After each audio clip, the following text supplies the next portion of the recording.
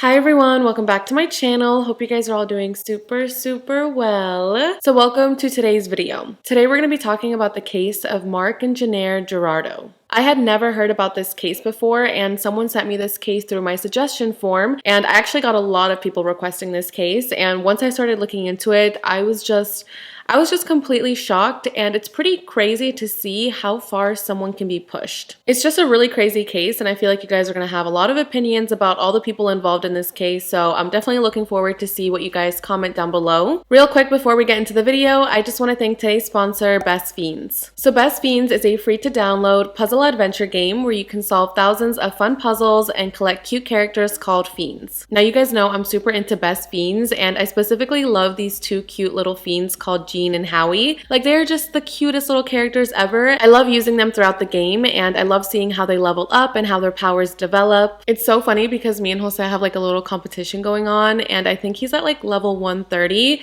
and I'm at level 100, so like I'm almost there. O sea, ya casi le llego, and hopefully I'll be able to beat him soon. I actually leave to Europe next week, so I literally have a 10-hour flight ahead of me. So throughout the entire flight, I'm going to be playing Best Fiends, getting better at my game, leveling up Jean and Howie, and hopefully after the flight, I'll be ahead of Jose. So besides being a great game to pass some time on the flight, it's also just a super relaxing game to do when you get home and you just want to like de-stress and relax after a long day. So you can download the game for free by using the link in the description box down below, and you guys will get $5 worth of gold and energy for free if you beat level 5. Again, thank you so much to Best Fiends for making this video possible, and remember, it's like Friends but without the R, Best Fiends. Alright you guys, that's pretty much all I have to say. Thank you guys so much for being here and watching today's video. Don't forget to subscribe before you guys leave, por favor, so you guys can join the familia, and yeah, that's pretty much it. Let's jump right into today's case.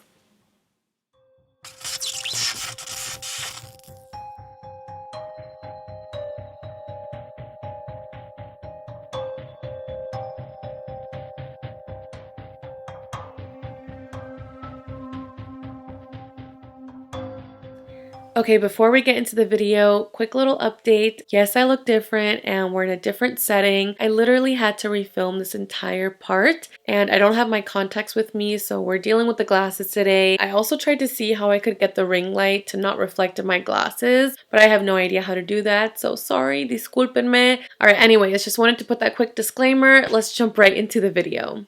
Mark Gerardot and Jennair Cox met in 1986 in their hometown of Fort Wayne, Indiana. Mark was 18 and Jennair was 16 years old. Jennair was working at a Taco Bell when Mark walked in and saw her for the first time. She had these big, beautiful blue eyes and a wonderful smile. Mark was completely mesmerized by Jennair. Like, he was just like in shock of how beautiful this woman was, and he was so tongue-tied. He couldn't even speak to her, so I think he barely exchanged any words with her before he left the Taco Bell. It wasn't until 4 years later that Mark randomly ran into Jennair, and that's when they began talking and forming a friendship. After a few times of hanging out, Jennair told Mark, "Are you gonna ask me out or what?" And he did.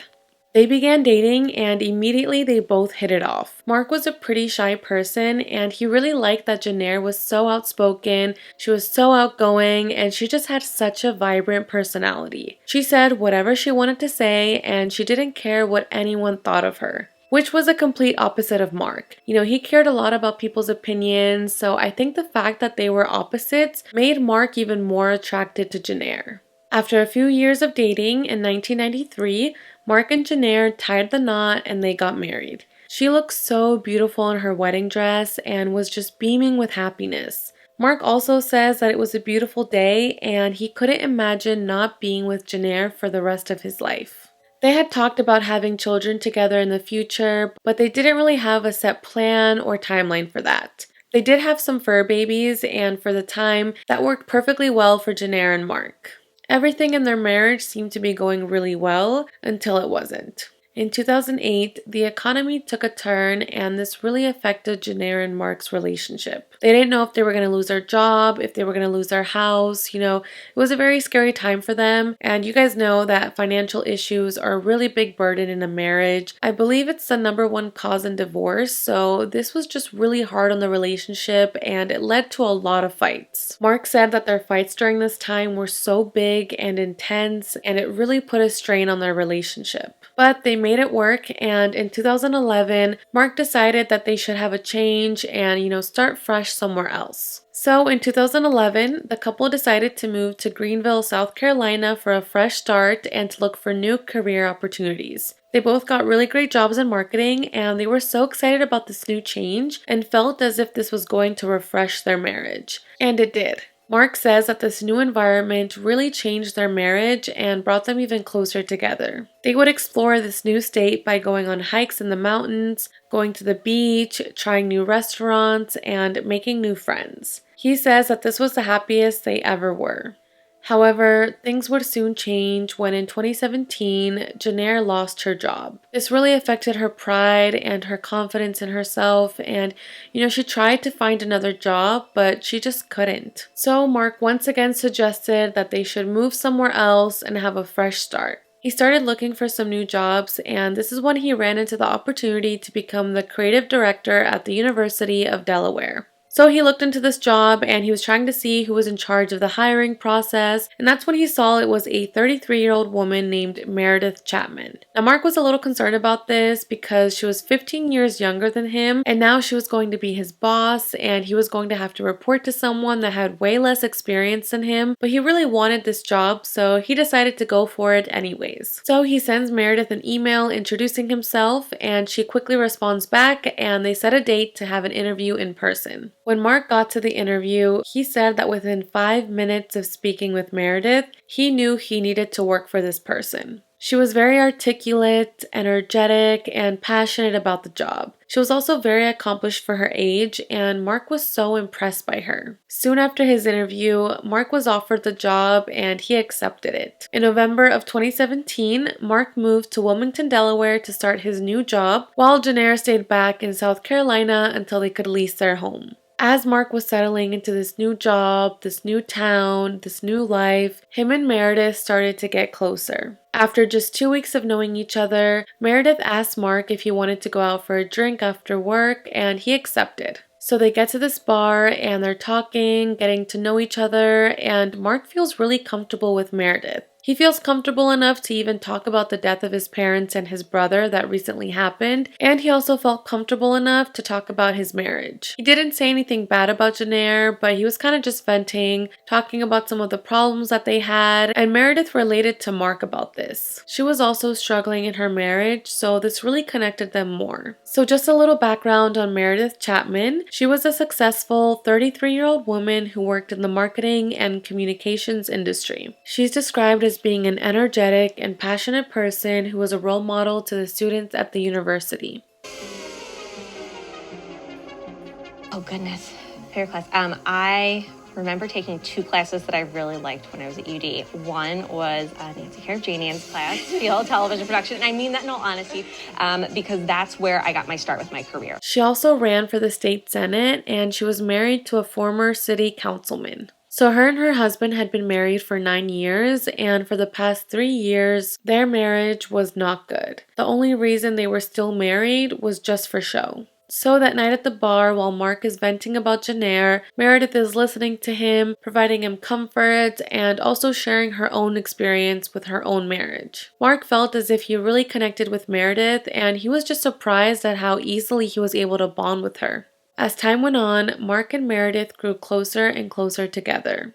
Mark says that he was really confused by what he was feeling. He enjoyed talking to her, working with her, and anytime he saw or spoke with Meredith, he says that he felt butterflies in his stomach, which isn't something you should be feeling when you're already in a relationship with someone else. And Mark knew this, he knew that the feelings he was having were not correct. He also knew that he was kind of excited about it, and he wanted to see what could potentially happen. Meredith would tell Mark that he was really good at his job and that he was a wonderful person, which he claims Jennair never once told him. So, just after 4 weeks of knowing each other, Meredith and Mark had their first kiss. Mark said he felt completely awful. He couldn't believe that he had done that, and he told Meredith to stop and that this couldn't happen. He couldn't do this to Jennair, and he told her that nothing would ever happen between them. So now Mark is starting to feel a little bit concerned. He has to see Meredith every single day at work, and he just didn't know what to do.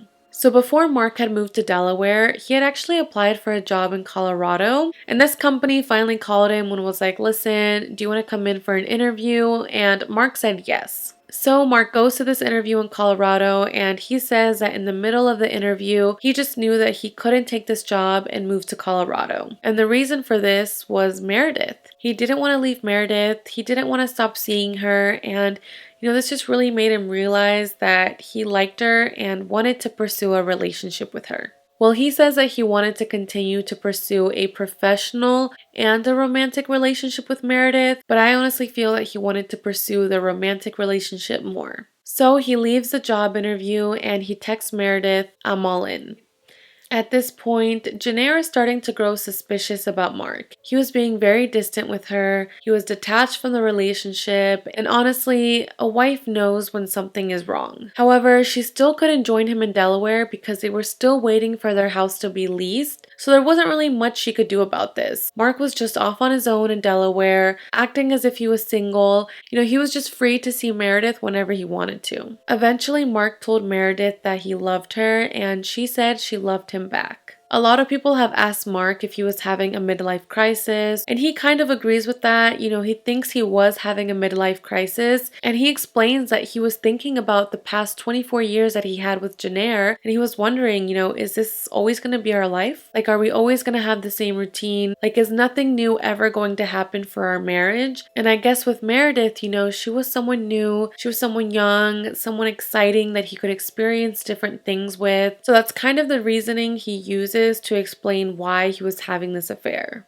So then in December of 2017, Jennair is finally able to join Mark in Delaware. She gets there all excited about finally being reunited with her husband, and he doesn't really reciprocate those feelings. He doesn't seem too excited to have her around, and she notices this. As I mentioned earlier, she already had her suspicions about Mark and thought that something weird was going on, so she asks him, "What's going on? Why are you acting differently? It's Meredith, isn't it?" And Mark denied everything. He said there was nothing going on between him and Meredith and that their relationship was strictly professional. However, as I already mentioned, a wife knows. They just know, you guys. Don't try to lie to your wife because they have that intuition, and Jennair had that. She knew that Mark was lying. So she set out to collect proof about their affair, and she did some pretty out there things to collect this evidence. I honestly have never heard of someone doing this much work to catch a cheater. She would access Mark's phone while he was sleeping, and she would grab his thumbprint so she could unlock the iPhone, and then she would go through all of his messages, his phone calls, his voicemails, his Snapchat, Facebook, email, todo, todo. Everything that was on his phone she would look through, and Mark never knew about this because he would be sleeping, so he had no idea that Jennair was reading his conversations with Meredith, which also I don't really understand why he didn't delete everything, pero bueno, cada quien. She also hired a tech company that would clone Mark's phone, so any messages he would receive or send, she would be able to see from her own phone. One day Mark was putting on his jacket and he felt something in the pocket, which he thought was maybe like an anti-theft device that they had accidentally left in there. So he decided to cut his jacket open so he could pull it out. And when he pulls the device out, he realizes that it's not an anti-theft device, but a listening device. So Jennair would unsew the clothes, take out the listening devices, listen to them, and then she would transcribe everything she heard in a notebook, put the listening device back into the jacket, sew it back in, and then do it all over the next day. So when Mark found the listening device, he was very upset about this, and she was like, "Well, duh, of course you're upset. I have all this evidence against you to prove that you're having an affair, so what do you have to say for yourself now?" And that's when Mark finally decided to fess up, and he admitted he was having an affair with Meredith Chapman. Of course, this really hurt Jennair. I mean, she was so upset about this. She just felt confused. Like, how could this person that she's loved for so many years, she's taken care of, she's been a good wife, she's taken care of the house, betray her like this? Find me appealing. You don't find me attractive. You don't want me anymore. You don't even like me. You are miserable. She lights your fire. She makes you feel young. You're excited. It's all fresh. You're getting to know each other, and you are in love with her. So Jennair was super upset about this, and she even reported their affair to the university, which resulted in Meredith and Mark losing both of their jobs. So now that everything was out in the open, Mark and Jennair had a conversation about what was going to happen, and they both decided that they would go to marriage counseling to see if they could make things work. Well, at least Jennair wanted to make it work. I don't really think Mark wanted to, because while they were going to these counseling sessions, he was still seeing Meredith. So I feel like if you wanted to make it work, you would probably stop having an affair, which is why you're in counseling in the first place. So he was still seeing Meredith. Jennair knew about this, which made her very upset, and she continued to clone his phone, put listening devices in his clothes, and she even put a tracking device in Mark's car and in Meredith's car. I have no idea how she found Meredith's car and put this tracking device on it. So she would be watching their trackers and she would see that they would be at the same place at the same time. But despite knowing this, she still wanted to make the marriage work. She even posted on the Nextdoor app asking if anyone had an excellent marriage counselor for a couple on the brink of divorce. I don't think the counseling was working out for them, and at one point, Jennair was so upset about the affair, she decided to tell Meredith's husband about this, and a few days later, he filed for divorce. I believe it was after the third or fourth counseling session that Mark decided it was time to end the marriage and get a divorce. Which of course completely broke Jennair. I mean, she wanted to make this work. She ended up seeing a divorce coach who later did an interview saying that Jennair had a lot of resentment and anger about being tossed away and traded in for a younger woman. She also had a lot of fears about what her financial future was going to look like because she had literally just moved to Delaware and now she was getting divorced. She was going to have to find a new place to live, and on top of that, she still hadn't found a new job in Delaware. This affair was really consuming her life that she didn't even have time to go out and find a new job. Her and Mark were having a very heated discussion about the divorce, and she threatened to jump out the window, which really shocked Mark. He didn't expect Jennair to behave this way, and he told her, listen, you need to seek help from your friends and family, and you also need to see a psychiatrist. After this incident, Mark says that Jennair seemed to have calmed down. It seems as if she was finally accepting what was going on, and she gave him a list of requests for the weeks leading up to him moving out in May. And among the items on the list were going on hikes together, having dinner together, and just spending as much quality time as possible. They continued to see each other, and he says that Jennair seemed fine, but there were some times where she would break down and she would cry about the divorce, but other times she seemed happy. But overall, he thought things were going to be better from now on.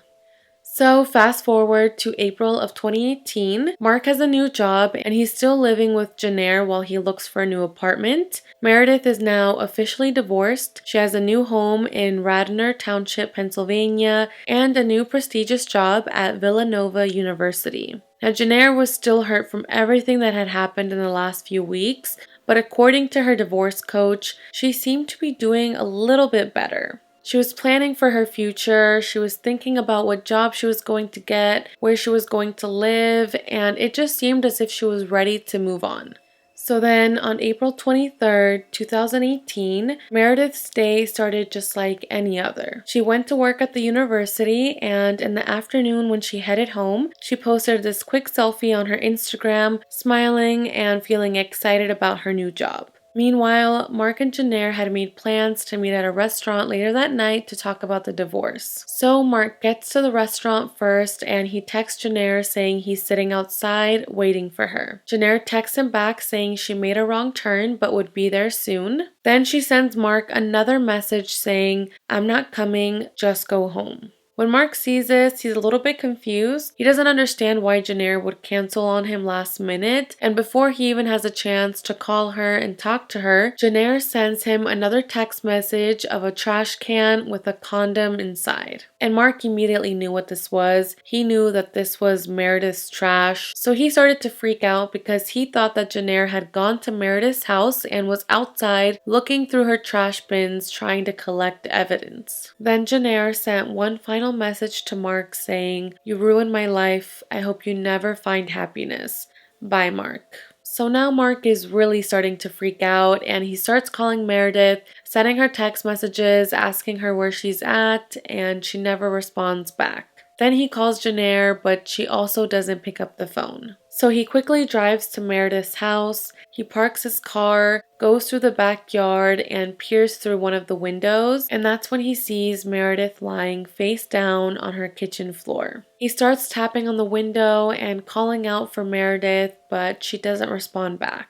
So he goes inside the house, and that's when he sees that Meredith has some blood on her calf, and he's just really confused. I think he might have been in shock, or I don't know what he was experiencing that moment, but he didn't fully realize that Meredith was no longer alive. So he didn't really know what to do. He just ran outside and told the neighbor to call 911. So while they were waiting for 911 to arrive, Mark was back inside the house, pacing back and forth, and that's when he sees another dark figure also lying on the ground. This person was wearing all black, and when he got a closer look, he realized that this person was his wife, Jennair. Mark started screaming, and he ran up to Jennair and said, "Oh baby, what have you done? Baby, what did you do?" And he was just immediately freaked out, like he really could not believe what he was seeing. It was a very shocking scene, so he just ran out of the house and was sitting in the driveway waiting for the police and the ambulance to arrive. When the police got there, they started inspecting the house, and they looked at Meredith's front door. She had like two doors. She had, I don't know what it's called, I guess like a front porch, but it was like covered. So that was one door, and then once you got through the porch, then there was another front door. So the police are looking at this, and they noticed that one of the glass panels near the doorknob of the front door was broken. So they assumed that someone had broken the glass, put their hand in, and that's how they got inside. Then whoever broke into the house murdered Jennair and Meredith.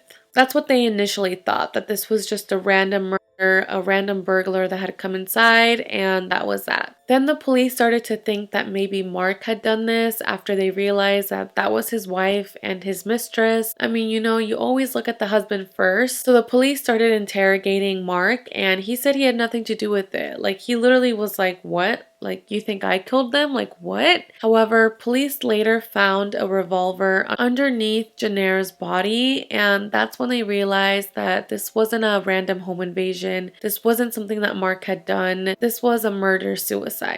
The police determined that Jennair had rented a car in Wilmington, Delaware 2 weeks earlier, and she had purchased a revolver a week before. So that day, on April 23rd, Jennair had driven to Meredith's house, parked her car across the street, broke in through the front door, and just waited there for Meredith to come home from work. When Meredith arrived home at around 7 p.m., as soon as she entered the door, she was immediately shot. After shooting Meredith, Jennair then shot herself. Police also found binoculars, ammunition, rubber gloves, a wig, and earplugs in Jennair's car. A neighbor had also reported seeing a woman 2 days earlier standing in Meredith's backyard looking at her house through binoculars, wearing a wig and a black trench coat. This woman was also wearing sunglasses and a hat, and police assumed that this woman was Jennair. So she had been scoping out Meredith's house and planning this for a few days. So Jennair had left behind a letter explaining her thoughts about everything and what her plan was. She said she enjoyed being a housewife, a partner, and a caretaker for the household. She also wrote, "Mark and Meredith cannot get away with this. I want justice. I deserve respect. I need to take matters into my own hands."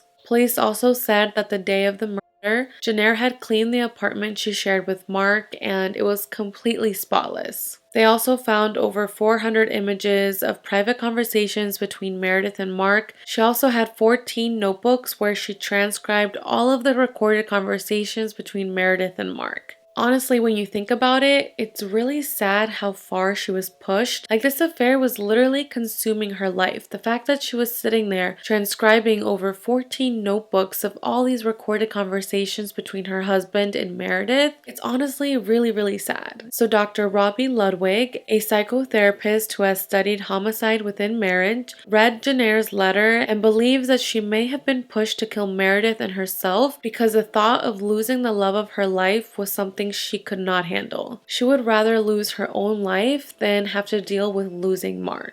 Instead of killing Mark, she wanted to hurt him the most by killing Meredith and herself. It's just really crazy because a lot of people that have known Jennair her entire life were completely surprised by this. Like, they never thought that Jennair would be capable of doing something like this. It really just goes to show you how far someone can be pushed. And of course, I'm not trying to defend Jennair. Yes, I feel for her. It's horrible that her husband was having an affair, but I also don't think that's a reason to kill someone. And I know a lot of people are really brutal out there and say some mean things about Meredith. I've seen a lot of people say that Meredith deserved it, that she's a homewrecker, so she got what she deserved, and like, I don't agree with that. And I do think it's bad that she got involved with the married man, but at the same time, I don't think that means you deserve to die. And you know what's even crazier about this? Mark was kind of the one that caused all of this. So I feel like it's kind of crazy that this was his fault, but yet he's the one who's alive. He's the one that gets to walk around, live his life, fall in love again. And Jennair and Meredith lost their life over an affair.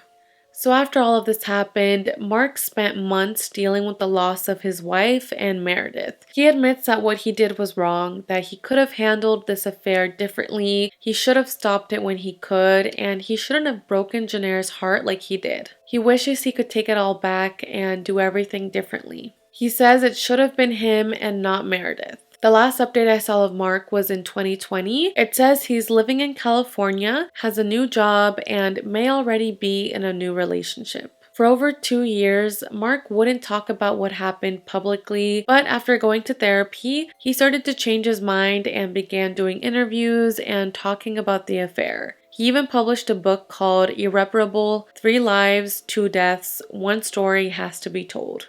He hopes that it will serve as a warning to others in similar situations as him. He recommends to people that are having affairs to just shut it down and don't do what he did. He also believes that his story should remind people to help those that you have hurt and to make sure that their mental health is okay, so hopefully they won't be pushed as far as Jennair was. I hope that all the families involved are doing okay. I mean, I cannot imagine having something like this happen to you. At least Mark does feel remorseful and regrets everything that he did. It just really shows that, just be careful who you mess around with. Don't get involved with married people. I just feel like things never end well. I'm not saying that it's always going to end in murder or, something like this, but just don't do it, because some people, when they're pushed, they can do some pretty crazy and dangerous things.